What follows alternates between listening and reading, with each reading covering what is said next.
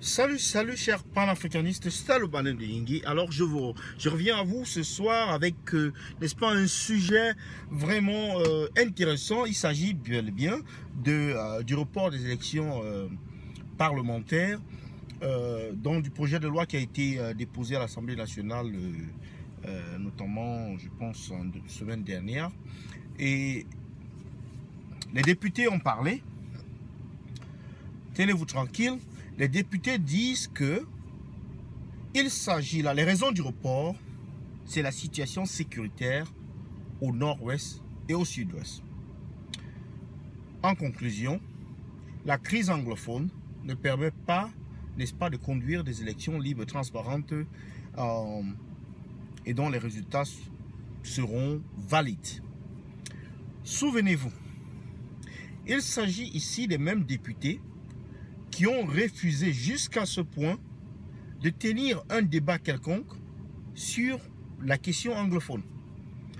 En notant et en disant, avec beaucoup de conviction, qu'il n'y avait aucun problème anglophone et qu'il n'y avait aucune crise anglophone au Cameroun. Aujourd'hui, alors que le président de la République parle d'un certain chevauchement, n'est-ce pas, du calendrier électoral, qui est d'ailleurs une espèce de tromperie, les députés, eux, ils viennent avec une réponse surprenante. La crise anglophone. Ah, tenez-vous. Donc vous, monsieur député, vous saviez qu'il y avait une crise anglophone au Cameroun, mais vous n'avez jamais tenu un seul débat sur la question jusqu'à ce jour. Et même jusqu'à maintenant, il n'y a aucun débat.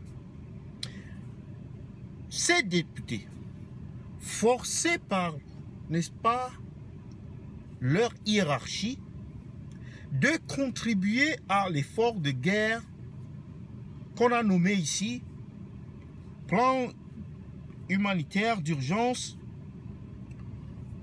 se sentent donc coincés et sont obligés de lâcher le gros morceau. C'est-à-dire, nous avons lâché notre peuple. Comment? Parce que alors qu'il y avait une crise aussi grande et aussi, n'est-ce pas, aussi meurtrière, nous avons fait semblant de vous faire croire que les choses, n'est-ce pas, la paix était là et que la sérénité et, n'est-ce pas, le vivre ensemble était une réalité. Et aujourd'hui, ces députés, comme dit-on,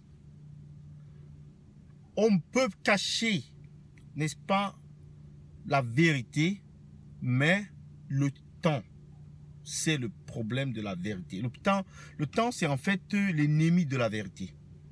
Et le temps a trahi donc les députés. Et aujourd'hui, ils sortent les mains levées et ils disent, écoutez, par rapport à la crise anglophone, nous ne pouvons pas organiser les élections là-bas, donc nous acceptons de proroger notre mandat de 1 an. C'est sur ce point que je vais vous quitter, tout en attendant de vous une participation acharnée à ce sujet que je viens de soulever, notamment de dire si oui ou non ces députés travaillent vraiment pour le bien de la nation, travaillent vraiment pour le peuple.